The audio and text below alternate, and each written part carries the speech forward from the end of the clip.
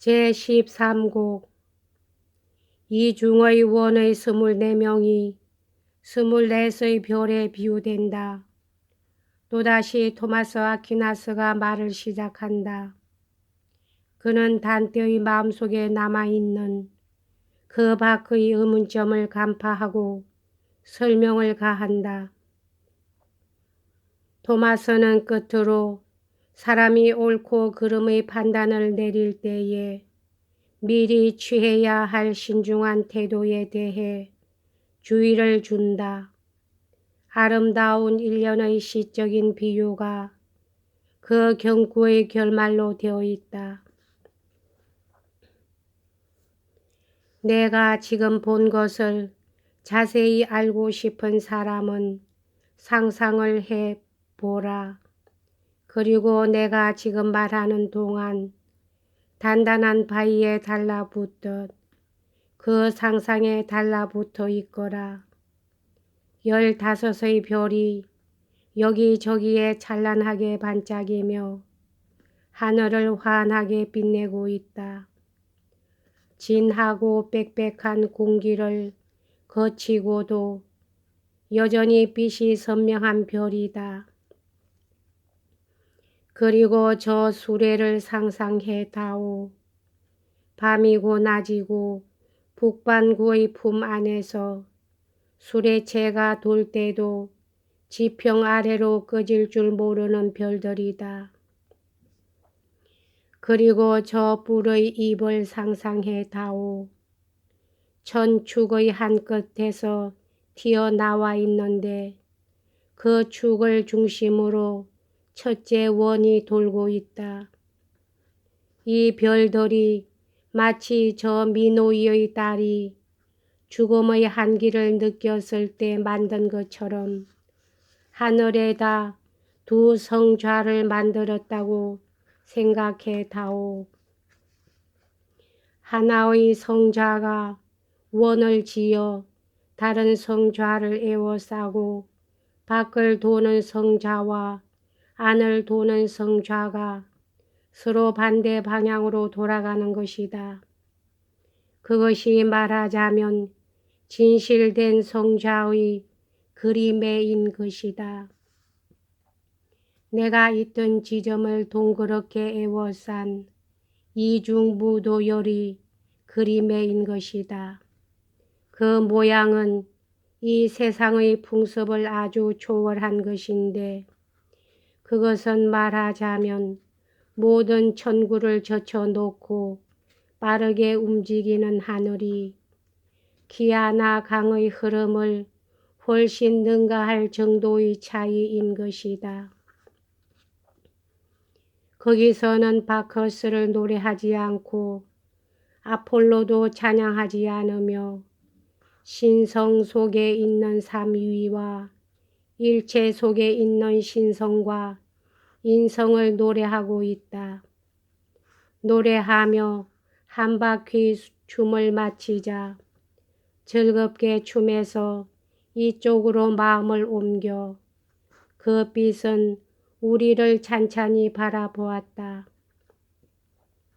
그리고 아까 하느님의 가난한 사람을 들어 그의 훌륭한 생애를 내게 노래하던 광명이 조화된 성도의 정적을 깨트리고 말을 시작했다. 한 다발의 보리는 타작되어 그 알곡은 이미 저장되었으므로 또 한 다발의 보리를 두드리라는 사랑에 나는 마음이 움직여진다. 그대 생각은 이렇다. 그 미각 때문에 온 세계가 죄를 지은 여인의 아름다운 볼을 만들기 위해 갈빗대를 뽑힌 사나이의 가슴 속에도 또한 창으로 찔림으로 해서 인류의 과거의 죄도 앞날의 죄도 모두 보상하고 저울에 불패의 무게를 가하고 계신 그리스도의 가슴 속에도 그 둘을 각각 만드신 하느님의 힘은 아마 인성에 허용되는 한의 빛을 가득히 쏟아 넣었을 것이라고. 그러기에 내가 앞서 다섯째의 광명 속에는 그에 따를 만한 자가 없을 슬기로운 자가 들어있다고 말했을 때 그대는 놀란 것이다. 자, 내가 그대에게 대답한 내용에 대해 눈을 떠라. 그러면 그대가 믿고 있는 것과 내가 하는 말이 진리 속에서 원의 중심처럼 겹쳐지는 것을 알 수 있으리라. 죽지 않는 것도 죽을 수 있는 것도 필경은 우리의 주가 사랑에 의해 나오시는 관념의 반사의 빛에 지나지 않는다. 이 관념의 활광은 그 빛을 바라는 본체를 나와서 그것과 갈라지지 않고 그 양자와 합쳐져서 삼자가 하나로 되는 사랑에서도 갈라지지 않는다. 그리고 스스로의 은혜에 의해 그 활광은 영원히 하나이면서 거울에 비치고 거울에 모이듯이 그 빛을 아홉의 천사의 존재 속에 모으고 있다. 이어서 빛은 거기서 발하여 천구를 차례차례 최저의 힘까지 내려와 마침내는 약간의 수명을 갖는 것밖에 만들지 못하게 된다. 이 수명이 짧은 것이란 회전하는 천구가 혹은 씨앗에 의해 혹은 씨앗 없이 만들어내는 것이다. 이런 것들의 밀랍과 이것의 형태를 부여하는 천구는 모양이 같지 않다.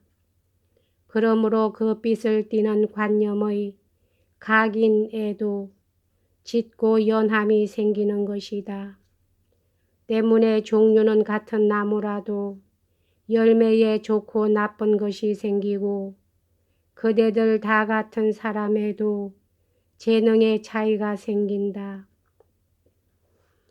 만약 밀랍이 잘 녹아 본 틀에 흘러들어가 하늘이 그 최상의 힘을 낼 수 있는 상태에 있다면 그 각인의 빛은 완전한 것이 되리라.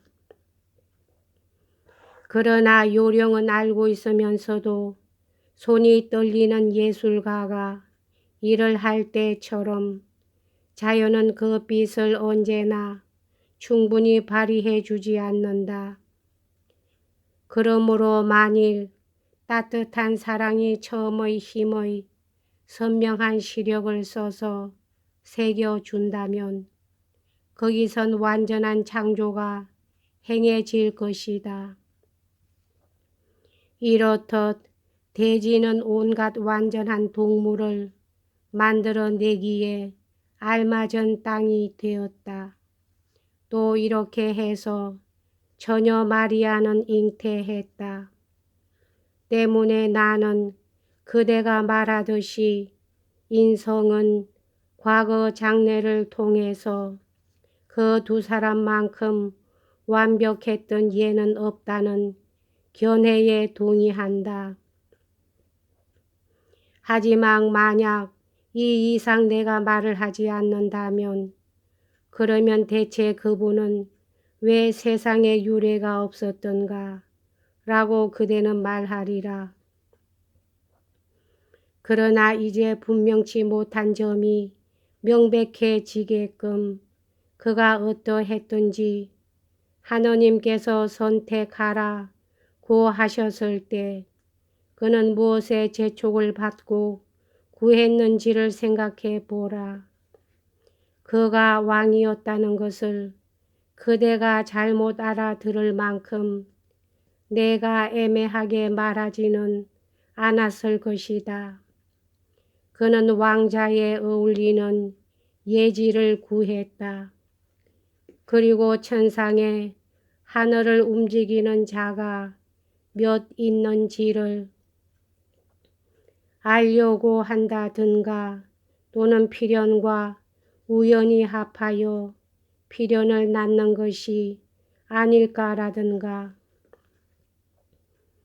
혹은 원초 동의 존재를 인정할 것이냐 라든가 혹은 반원에서 직각을 가지지 못한 그런 삼각형을 만들 수 있느냐 하는 것은 문제로 삼지 않았다. 그러니까 내가 아까 말한 것과 이것을 잘 생각해 본다면 내 의도의 화살이 꿰뚫은 유례 없는 지혜란 왕자의 사려 깊음을 가리킨다는 걸 알 수 있을 것이다. 만일 그대가 맑은 눈을 일어났다 란 글귀로 돌린다면 이 글이 오로지 국왕과 관계된다는 것을 짐작할 수 있을 것이다. 국왕의 수는 많다. 그러나 좋은 왕은 수가 적다. 이러한 구별을 하고 내 말을 받아들여 다오. 그러면 첫 아버지와 우리의 기쁨에 대한 그대 생각과 내 말은 조화가 될 것이다. 그러나 이것이 항상 그대 발의 납덩이가 되어 납득이 가지 않은 일에 대해서는 조급히 시비를 논하지 말고 지친 사람처럼 걸음을 더디하는 것이 좋으리라.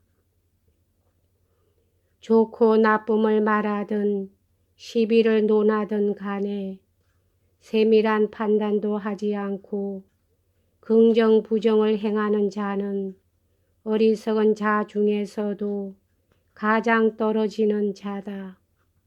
그러므로 성급한 의견은 자칫 그릇된 방향으로 구부러든다. 게다가 정의, 지혜에 얽혀진다. 진리를 찾고도 그걸 지닐 재주를 못 가진 자는 올 때처럼 맨손으로 돌아갈 수 없다 하여 덮어놓고 바닷가를 떠나고 싶어 하지만 그게 위험한 것이다. 세상에는 이런 예의 명백한 증거가 수없이 많다. 파르메니데스, 멜리소, 브리소 등은 갈 곳도 모르고 여럿이서 떠났다. 사벨리오, 아르리오, 그 밖의 어리석은 자는 마치 칼날이 얼굴을 뒤틀리게 비추듯이 유난히 성서를 뒤틀리게 해보였다. 아직 이삭이 연글기도 전에 밭에 나가 이삭 수를 세는 누구처럼 너무 쉽게 판단을 내리는 인간은 되지 말아다오. 겨우내 딱딱하고 가시투성이던 가시가 그 가지 끝에 한 송이 장미꽃을 피운 것을 전에 본 일이 있다. 그리고 기나긴 항로를 곧장 쏜살같이 달려온 배가